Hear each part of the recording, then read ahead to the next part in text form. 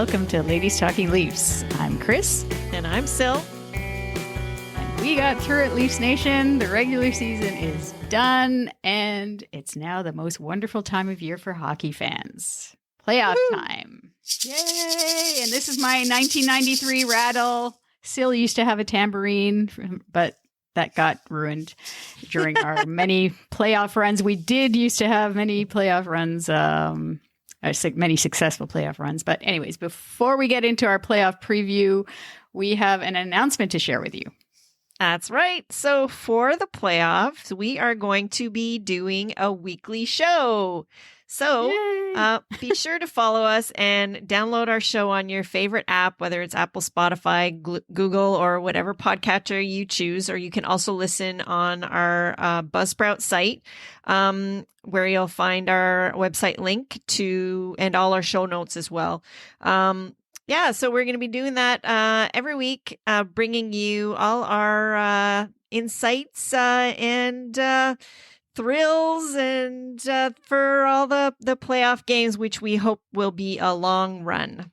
Yeah, because we're definitely excited to share our passion, excitement that we have for our team as we head into the playoffs. I'm actually right now having in the background some playoff hockey on with the Islanders and the Pens. So yeah, we're just ready to watch playoff hockey all the time and report back to you, our listeners. That's right. So we are going to get into our playoff preview with this show, but we do want to acknowledge a couple of team achievements that deserve being mentioned from the regular season that just ended. So first off, the Leafs finished in sixth place in the NHL's overall standings, which is pretty good. And it was like kind of borderline whether we were President's Trophy bound there for a bit. So I think overall we could say it was a pretty darn successful season. And as we all know, we finished in first place in the North Division. And it's also an interesting stat that we held that number one spot for the final 100 days of the schedule, which is really impressive. So that hopefully will carry over into the playoffs and we can hang on to leads in the same way.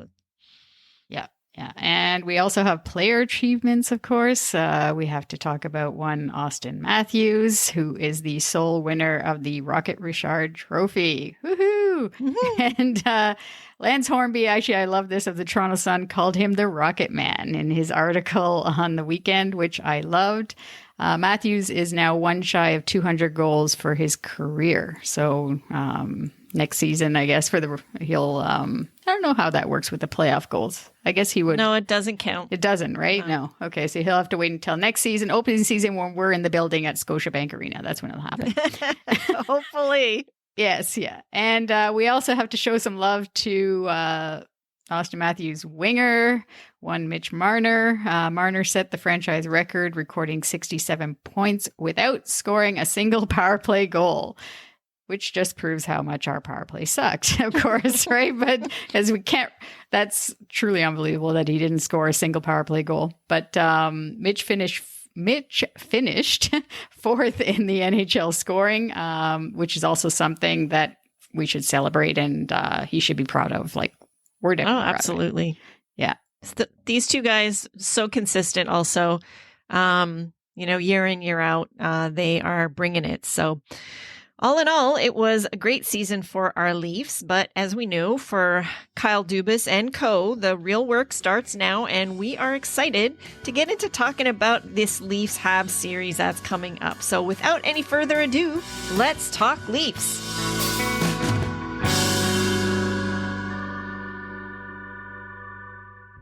All right, so let's get into this Leafs Habs series. It's been 42 years since we last met our rivals. It's kind of funny. They say that some people don't know that this is a rivalry, the Habs Leafs rivalry. Mm-hmm. Like, they don't know about it, but I don't know how you wouldn't know.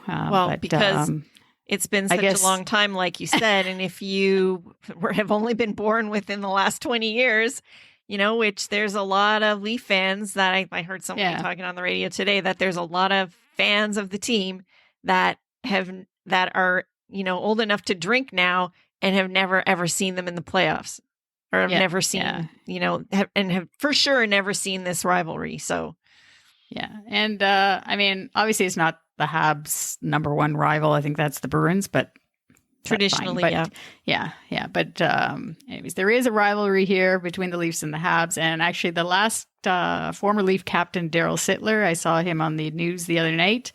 And he was in that last series from 1979 as the Leaf captain. And last night he just emphatically said, "It's our time." And I loved it when he said that. I was ready for it. So what are we looking for from our Leafs to start this series? For me, I'm hoping that they just take control of this series from the start. Like, don't put any doubt. Like, don't put any doubt in their minds. I mean, for the fans, for us, I mean, we're emotional. We'll get all nervous and everything, the usual thing. Like if they lose game one somehow or whatever, they'll think, "Oh my God, here we go again," that sort of thing. I just want them to just take control of the series, basically. Like our best players have to be our best players. And because like the Habs, I mean, we'll get into them a little bit later, but like they're nowhere near our level, right? And 100%. I don't think, and I think like it's not really like that Tampa Columbus series where from a few years back or a couple of years ago, the year before, I guess it was the year before they won the cup, and like Columbus blew them out. Like Tampa had that amazing season and they rolled over. Columbus rolled over Tampa in that first round, but I don't like, we've just had so many years of experience now of not great experience in the first round. I think like this is our 5th year now that with this group going into the playoffs, and we've had enough experience. We just need to take that all in. And I think it's going to help having like the older guys like Thornton, Spezza, Simmons, Thornton and Simmons being the new guys, and Foligno. Obviously, it's really going to help to do this, to basically just get our mojo going and just take control of the series from the start. Yeah, that's what I'm looking for. I agree with that. What I would like to see is that, because always it's that first 5 minutes, that they seem to at times be so tentative and hesitant and cautious. And I actually want them to, take the confidence that they've built this year, and enough of that. Like first of all, with this whole format, the way it's been this year, it's not like, we haven't played them recently. We know what to expect. So what are you feeling them out for? Like they don't have to do that. So I'm 100% on board with what you're saying there. I want them to take control of the game and just take it to them right from the get-go. Yeah. Like let's, like if we can finish them off in 4 straight, personally, I don't think it's going to happen. No, I don't think so either. For me, I think it's going to be 5. Yeah. Maybe even 6. I would prefer 5. And that's the part where like they need to have that killer instinct. And like Daryl Sittler said, it's our time. We've been through this and we just need to just finish it off, because we want to go deep in the playoffs and we don't want to be wasting our time on these guys basically, and wasting our energy. We have more energy needed for bigger future fish teams to fry. Yes. Yeah, exactly, sir. Yeah. So that's what I'm looking for. But who are you expecting? For what I'm expecting for the series, I'm actually looking to the goaltending for kind of similar reasons that we're talking about, but on the back end, because what's happened in the past is that the goalies have been fine and have held us in, but there's always been kind of one backbreaker. Like we can't expect that we're not going to get scored on. That's going to happen. But what I want to see is our goaltenders, whoever it is that ends up being in the net on a given night, because likely over the course of a long playoffs, we're going to see, both guys, Campbell and Anderson.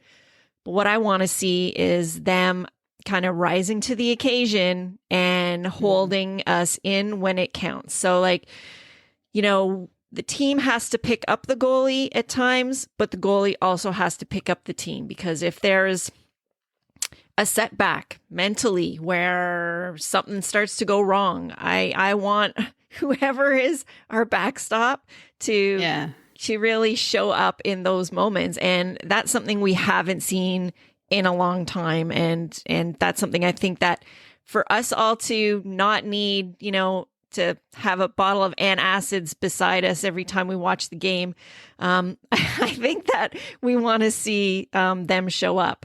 The flip side is I'm curious to see what we're going to see on in the Habs net. Like, who are we going to see there as far as, are we going to be seeing vintage Carey Price, or, is he going to be struggling? I'm not very, very concerned there, because if there's one thing we know, Austin Matthews has no trouble scoring on Carey Price, even when he's, playing pretty well.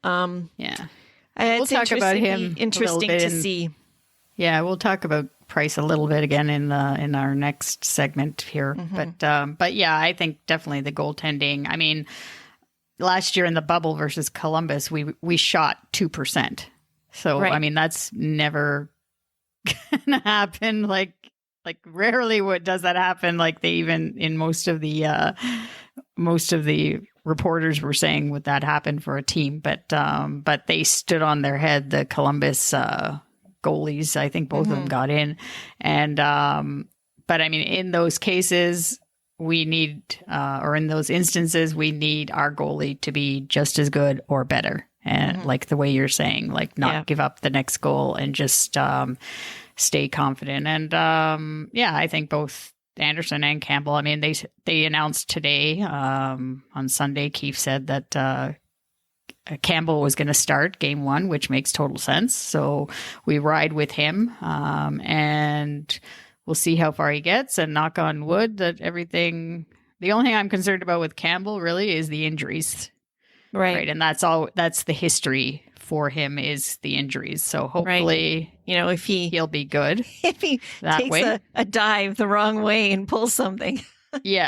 or whatever it is. But hopefully that'll all be fine. And they're both going to get in either way. Like Anderson's going to play at some point. And some people were talking about, because there is back-to-back. I forget what dates it is. I think it's games 3 and 4. But yes, it is. Yeah. And so they were saying, like, would you put in Anderson? Let's just say if you were up 2-1 and it was the back-to-back, would you put Anderson in that back-to-back sort of thing? But I don't know. It depends. To me, it depends on how Campbell is playing. If he's playing well and he feels good too, like Keefe would obviously be communicating with him, then you just put Campbell back in net for that 4th game. Why would you put Anderson in because it was a back-to-back? Like, I don't know. I just think you go with whoever's feeling good, and if it's going on. But so that's definitely another thing to look for in the series. But who are you expecting to be at another level in this series, taking it to another level? Well, I mean, we've talked a lot about this person throughout the season, and for that reason, I am expecting Austin Matthews to take it to another level. Over the last 4 seasons, just looking at his stats in the playoffs, he's been fine. So we had 5 games last year against Columbus in that bubble series. He had 6 points, 2 goals, 4 assists. He was +1. He had 1 power play goal and 2 game-winning goals, and one of those was an overtime winner. And he's pretty much consistent at the 50% mark on the faceoffs. But really, when I look back at the previous years, also he's kind of around this level. And what I want to see is him dominate. I want to see him, show that he is the really, really a deserving trophy winner. And he's going to have to maybe take a couple games on his back and just show up and pull his other teammates along. Like we have been fortunate enough in our lifetime to see several Leaf players, some of them captains, some of them not, do this. Like, I'll always remember in that 93 run, game 6, I think it was, against LA, where Wendell, like, we weren't winning that game, and Wendell Clark scored a hat trick and basically pulled it out, himself. So yeah, we were those at PM are the things Toronto that I want to game. see from this guy. What's that? We were at PM Toronto watching that. I know, game. watching it on at that time it was considered a big screen, but now people have a size screen like that. Everyone has that in their family room now, but at that time it was a huge screen. Well, when I think of it, that the quality of that picture was so bad, but whatever. Totally. Like, I mean, yeah, but that was for the time it was fantastic. Yeah. And when he scored that hat trick. I mean, that's the thing is, like, I think a lot of people that are in, the younger age group of Leaf fans now wonder why is Wendell Clark so loved? Why is it just because he was a fighter? No, it's because of games like this. And that's what I kind of want to see from our young guys that are super talented. I want them to dig in when it counts and show up like that. And I think he has everything that he needs to be able to do that. Yeah. And even when you move further into the 2000 decade, like remember Gary Roberts and Alan McCauley when Mats 100%. Went out. Yeah. When Mats went out, they took over that series and versus I don't know if it was Ottawa. Was it Ottawa? I think it was. Anyways, but they took over. Or no, actually, I think it was 2 series because Mats was out for quite a bit. Yeah. No, I think one of them was Buffalo. Because Buffalo came, Mats came back during that series. That's right. Yeah, and that's basically when everything went downhill for whatever reason. But anyhow, so those are 2 players again. Well, Gary Roberts was a leader. Alan McCauley was just an average player on the team, but he basically followed Gary Roberts along, and he pulled them along, basically, right? So yeah. But with Matthews, I think some interesting words from Daryl Sittler again that I heard from him last night. He said that Matthews knows it's about the playoffs, and he doesn't want to be thought of as a regular season player. I thought that was quite interesting that he would, the way he mentioned that, because yes, it's great. It's great to score during the regular season, win the Rocket Richard Trophy. Like, that's fabulous, but it's not about that. It's about now coming up. So I thought that was really, really interesting of the former Leaf captain to say that. So yeah, definitely Matthews needs to lead this team, take it to another level. And so who do you think is gonna take it up a notch? For me, it's William Nylander. And the reason why, I don't know, he always is the big talker, Willie, there at the beginning of the season, and he talks about the playoffs too, and he has the potential in him too to be that guy, like to score those goals and just to have the puck on his stick. But I actually, when I was reading up on him, like last year in the bubble, he didn't play bad versus Columbus. He had 4 points. He was tied for second most on the team, and he had. But there was quite a few times where you didn't notice him in the game. No, and I think that showed up in his plus minus because he was also -3. So that's not great, obviously. I mean, plus minus is not like a super, super important stat. But I mean, in a short series like that, it made a difference, right? Yeah. And for him, I mean, the last month of the season now, like, I mean, he was late to that meeting. Right. Which I think that might have been the Rogers issue. Everyone's saying that there was that one day with Rogers had a outage or something and like he didn't get the note, but whatever. There was note to the meeting. He didn't get the text on his phone. But I don't know.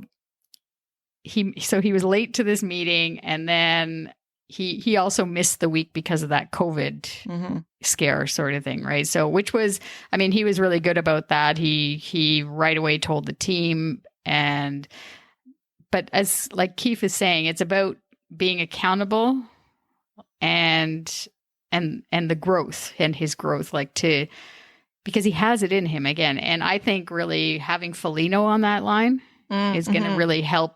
Is going to really help him. Tavares is like it should be enough with just John Tavares, right? But I mean, because John Tavares just does everything right. The right way. He's a pro.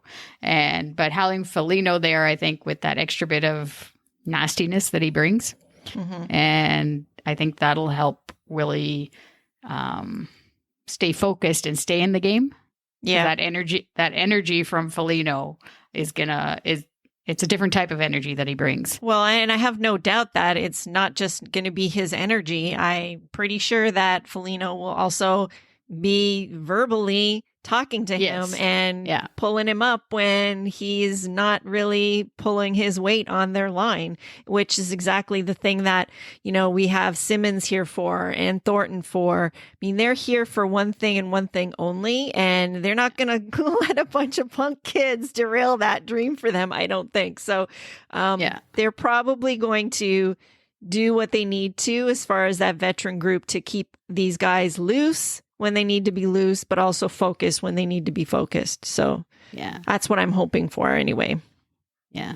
So we've been waiting 42 years for this Leafs Habs matchup in the playoffs. It was 1979, and the Habs team back then obviously was loaded with talent. They were basically right towards the end of winning their dynasty for 4 Stanley Cups or 5 Stanley Cups, whatever it was. And obviously they don't have that type of talent now, but let's just talk a little bit about the Habs now, a little bit as to what we need to be looking out for. So first of all, I guess, I mean, they've got a lot of injuries lately to their key guys like Gallagher and Weber, basically. Right. And they're both supposed to be back, although Weber wasn't at the practice on Saturday, but Gallagher was practicing. And again, he had a thumb injury, I guess, is Gallagher, and Weber did something to his hand. But I don't know, Gallagher is basically always the shit disturber in their lineup, right? And he likes especially to talk in front of the net. Yeah, he likes to talk the talk or whatever, and Weber obviously has that big shot from the point, but I don't. I'm not actually so worried about Weber. Maybe a little bit Gallagher, but I think they're both banged up, so I don't think they're going to have as much impact in the series. I don't know. Are you thinking the same about them too? Or? I'm not super concerned about that. I think that there's, the people that I'm concerned about more are a guy like Toffoli. I'm a little bit concerned about the Cole Caulfield guy because he seems to show up in big moments. That kind of seems to be his thing.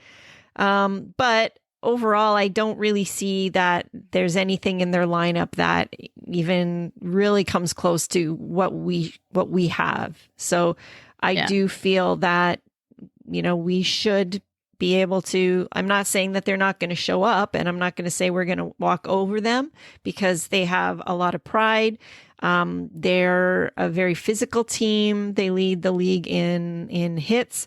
But to me, they can, hit us all they want.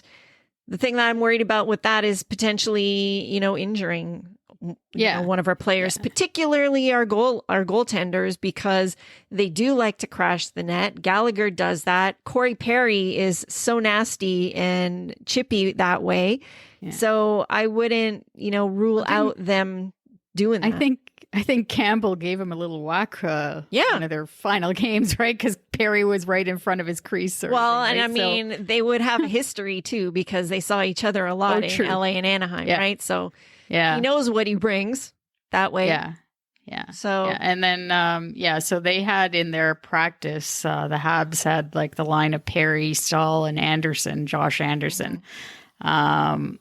With that line, I think it's just more about they're gonna try and like be pests and try and get us to take dumb penalties, basically, by trying to be in our face and that. So we just need to just take any stupid stick work or chirping or whatever. Like you just need to ignore them and we'll be fine.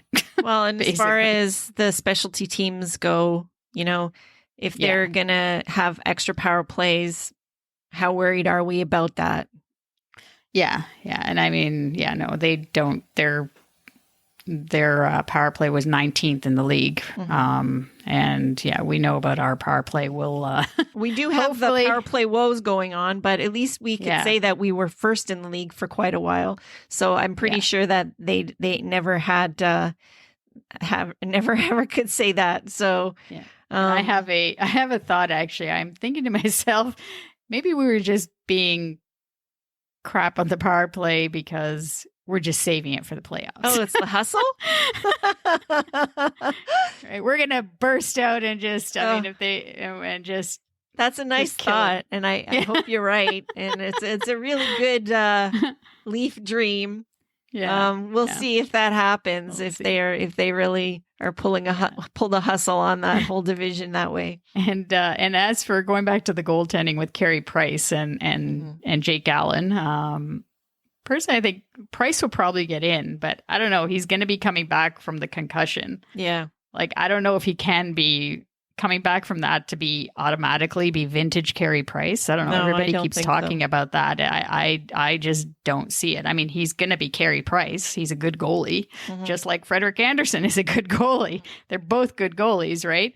But to be off the certain amount of time and just expect him to be like phenomenal, like I just don't see that happening. So no, I'm not that. And I mean, Jake Allen too, like, I guess we need to also remember that, he was part of the Blues organization when they won their cup. He wasn't in the net that much because Binnington was, but he still was on that team. So there's something to be said for being in a system and around a team when they're going on a run like that. So true. I guess that's something just to keep in mind that way.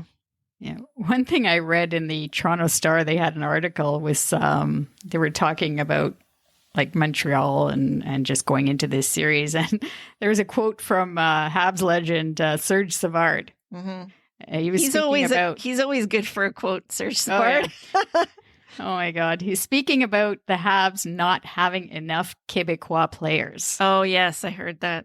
Did you hear? And he told Marc Bergevin that people will let you win in English, but they won't let you lose in English. So the fact that I thought to myself, how are these people now? They're more concerned about, like, they're going into a playoff series now, and they're more concerned about how many Quebecois players they have. Like, really? I don't know. Yeah. I was just like, that's okay. And I still can't believe that Marc Bergevin has actually kept his job this long, but that's okay. Well, we'll see if that still happens if they don't make it through. Yeah. But anyways, one thing we know for sure is when it comes to Montreal, that market is just as crazy as Leafs Nation, if not more so. And they obviously took it to another level. But anyway, so we are definitely looking forward to this matchup. I can't wait for it to start. In the meantime, though, we do get hockey every night, and so we are obviously watching other games as well. So let's move on to who we're looking forward to watching in some of the other playoff series. Yeah, so for me, I'm definitely looking forward to the Florida series. This Florida Panthers and Tampa, this is going to be interesting. There is some nastiness in this series. And the Florida actually won the season, like the regular season series. They were 5-2-1 versus Tampa. So they've got a pretty good thing going there.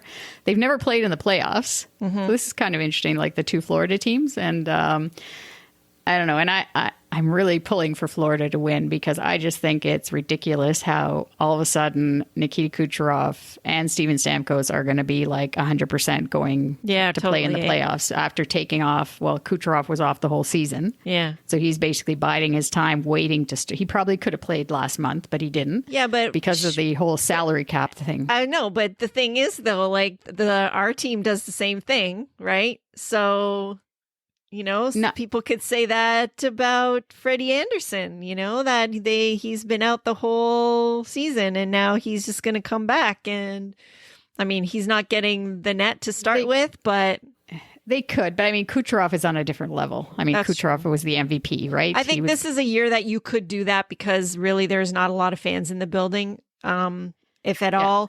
So, you're not, gypping people who are paying good money to come and see the games as much as you normally would in a regular season. So maybe that's why they feel like they could get away with that.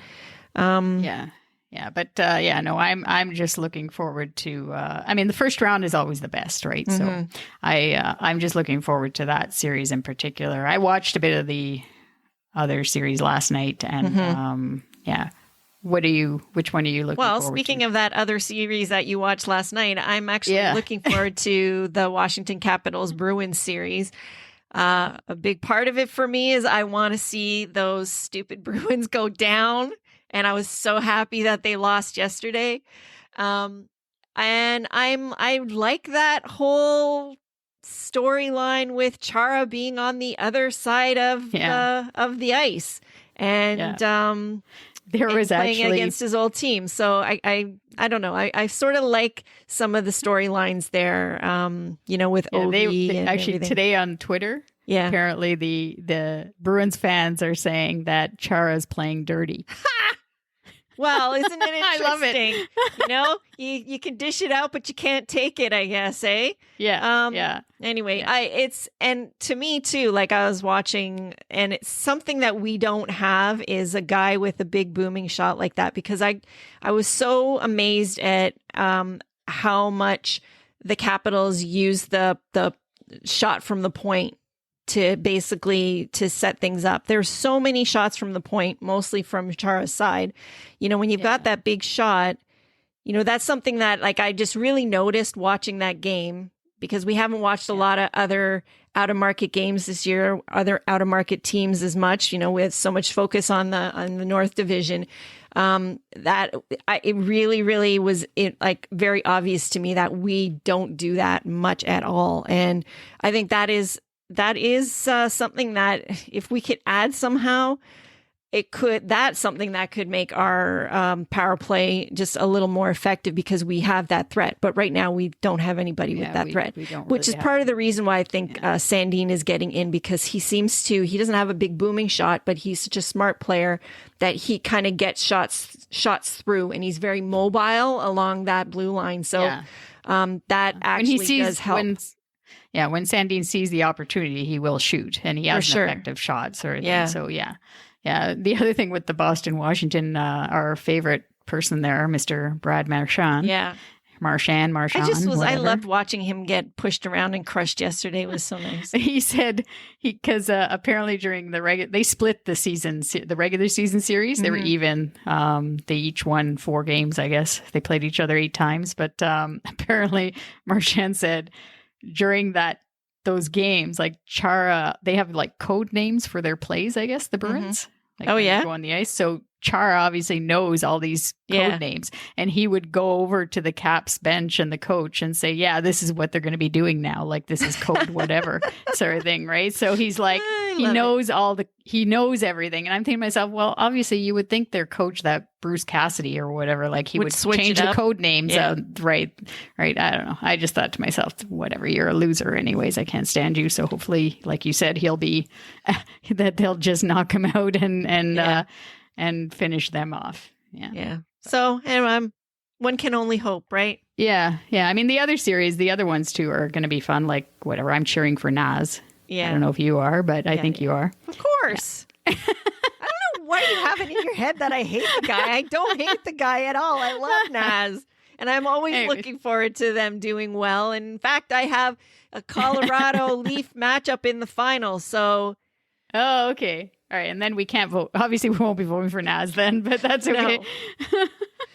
Anyway, so obviously the best thing about all these other series is that there's hockey every night. So we're going to be enjoying that. So we know these other series are starting, and it's going to be a couple games that before the North Division catches up. But I kind of like how they're spreading out the start days. Like normally it's everybody kind of starts around the same time, but they're sort of spreading it out to kind of blend it, I guess, to when the North starts. Yeah. So. Yeah. Anyways, bottom line, that means that there's lots of hockey to watch, and the first round is always the best because every night is hockey night. Yeah, and that's why we say it's the most wonderful time of the year for hockey fans. And we definitely have high hopes for our Leafs. They got to do it this year. Before we go, we want to give a shout out to a few listeners we have in Germany, in Frankfurt and Cologne. LeafsNation is everywhere, and we'd love to hear from you guys too. Yes. Welcome, and thanks for listening. And also we have a shout out to one of our new Facebook top fans, Michelle Ebert. And we want to thank all of our followers on social media also. So if you have any thoughts on what we talked about on the show, please feel free to DM us on social media. Please follow us on Twitter, Instagram, and Facebook. Our handle is at LTL1917. And you can also always email us at ladiestalkinleafs@gmail.com.